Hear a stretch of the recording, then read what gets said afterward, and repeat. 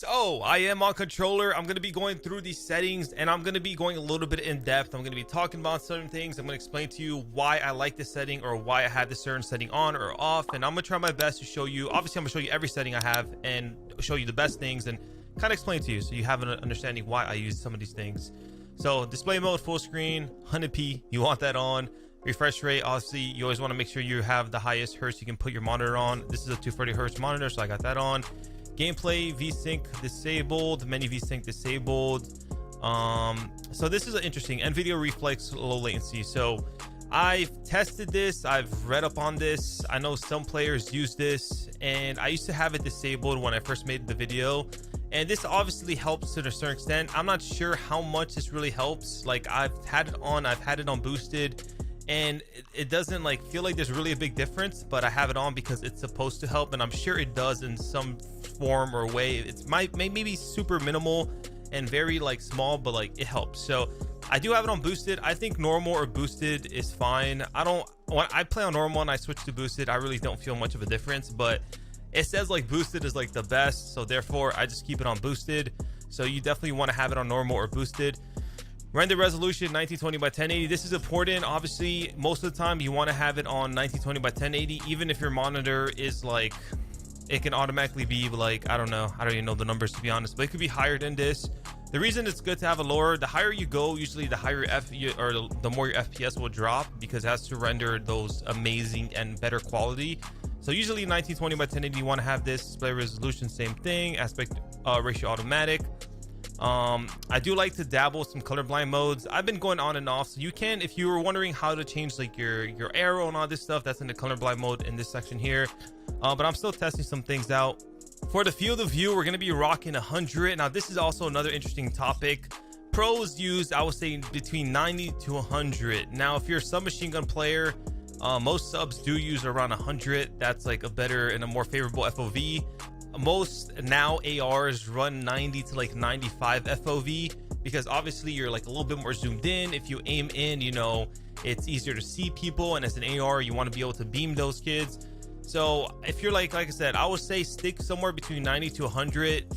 I mean, you could do 105. I played on 105 for a little bit, but like it's just too high. It's just not worth it, especially competing at the highest level. I play on affected. Most pros play on affected. I think some ARs tried independent and used independent, but I think it's maybe a couple. Affected is just a wave. Honestly, it feels so nice, and it throws you off when you have a high field of view and you play on independent. It feels so weird, and it like kind of throws you off. So I mean, you can maybe get used to it, but that's what I like. I like playing affected. Brightness, I mean, this is it has a lot of variables. It has like, what's the brightness on your monitor, what's the brightness in your settings, you know, what's the brightness here, you know, it's a lot of variables to this. Honestly, I don't even know. I can't even see the, you know, it says not visible. Like I don't know what's wrong with that setting, but the brightness for me is fine right now. You could turn this on if you want to have like less frames in your menu, like you're not like overriding your computer or like making it work too hard for no reason. But I don't really care too much. I just have it on unlimited. Now this is the important stuff, the details and textures. So for texture quality, I have it on low, model quality medium. Obviously you can as a competitor, and again as a person who's trying to have the most FPS, quality is not really important to me. Obviously, I want to have a lot of these settings lower so I can get the most FPS I can, but sometimes you have to keep things, you know, you don't want to put lowest and low because then it looks really bad, and you know, sometimes it's hard to see the figures and stuff on the map. So I have it on low, medium. 4K is disabled. Special effects quality obviously medium. Reflection disabled, like you really don't need that. I mean, it makes the game probably look cooler. Object view distance high, disabled. Low. So you can see I have a lot of lows. Dynamic shadows, I have it on all. So this is actually a very important setting that I disabled at the start of the game because I completely forgot that this is a thing. But obviously there's shadows in this game, and there's certain parts on the map where it has a light, so your body, if you run past it or run near it, your shadow will reflect on because there's a light there. So this is really good. For example, like in Vent and Garrison, this is a good setting to have. There's only certain spots on the map, and especially like in the competitive maps, so this helps, but it helps in those situations. So you want to have this on all so you can see those shadows. It definitely is really good. Special effect shadow, now that no need. Disabled. Weapon shadow disabled. Ray tracing gun shadows disabled. If you have these things on, like I remember I had this on like medium, or one of these on medium, and my FPS was like a 200, shot down all the way to like 120. Like this destroys. I mean, I guess it makes the game look better, but it will destroy your FPS. So this is another interesting topic with the post-processing effects. DLSS. Some people tried this and like this. I honestly prefer, because the way it works is you should either have one of these on. I prefer anti-aliasing. I think this one is better. So I kind of have this disabled. I don't like to really mess with this, and I like to put my anti-aliasing on low. Now when it comes to this, is also really good to understand. Low is SMAA1X. You should be playing on low or high, or SMAA2T2X, whatever it's called. Low or high, those are the two you should be playing on. I like low. I think if you put it high, it makes the quality look a little better, but also makes it kind of look sharp, and like, I don't know, the edges look jagged, and like it looks a little weird sometimes. I guess it's a little different because it's supposed to be like sharper quality.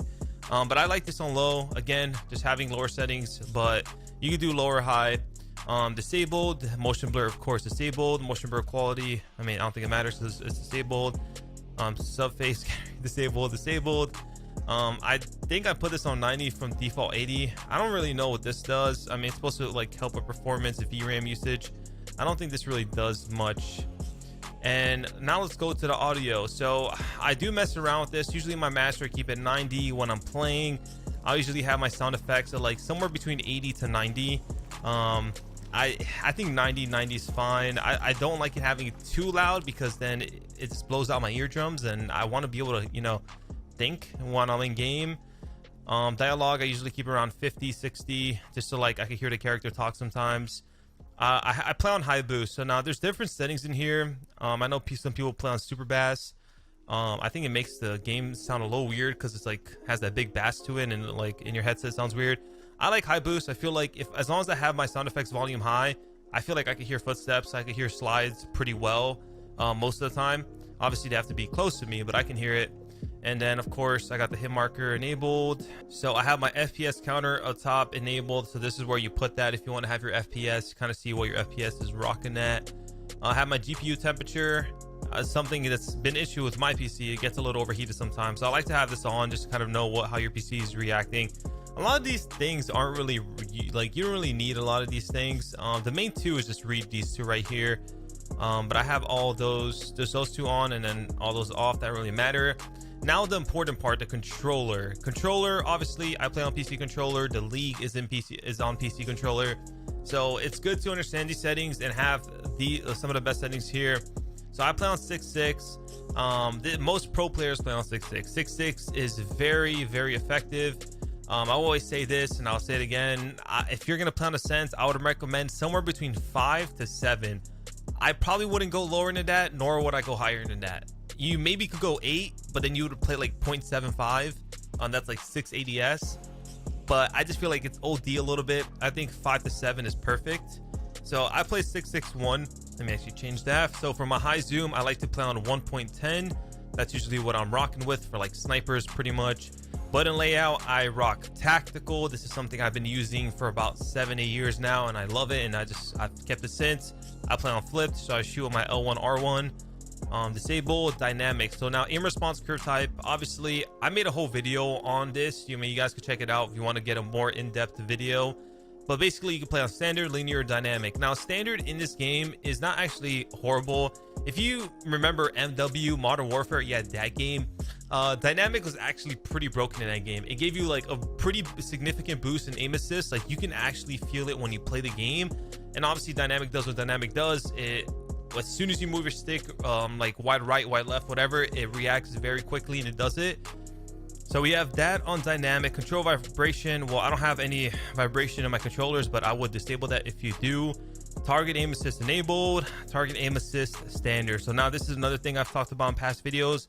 I like Legacy a lot. Legacy is basically, if you see what it says, it's like an alternate aim slow down to your target. It's very, very similar to standard. It's essentially almost the same thing. There's a very small difference, but basically it's like a slight stronger pull.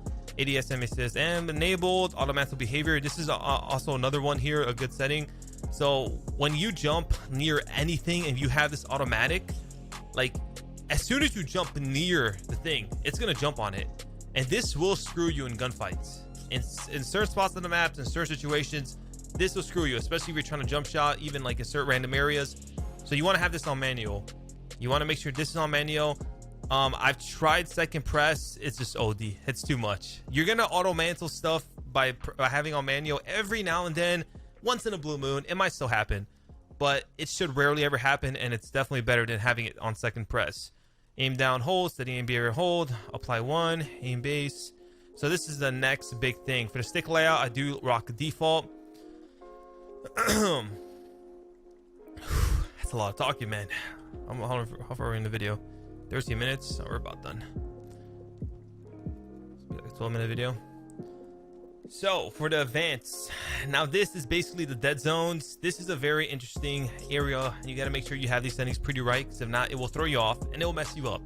So stick, left stick, which is basically my sprint stick, I have it on 0. Why do I have it on 0?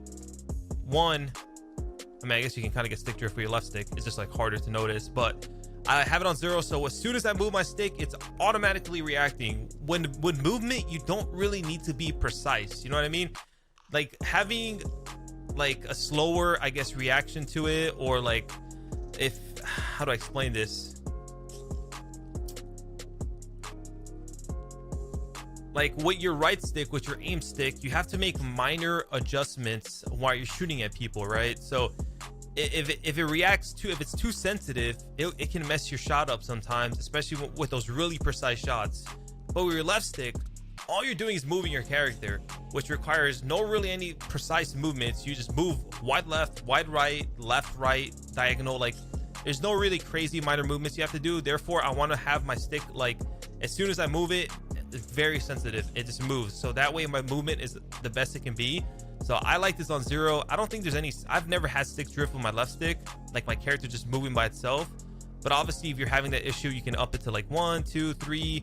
The default is usually 5. I mean, that's what's supposed to be. But I like this on 0. You got to keep these two at 99. I think people have like messed with this a little bit, and it just messes your thing up pretty bad. So have it on 99. Now my right stick default is 5.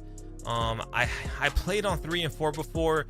It just usually, like I said, the higher it is, the more like control you have over it, in a sense where it's a little bit slower, it's a little bit stiffer, but like in terms of like aim and like shooting people, you want your shot to be a little bit precise. You want to be kind of stiff sometimes.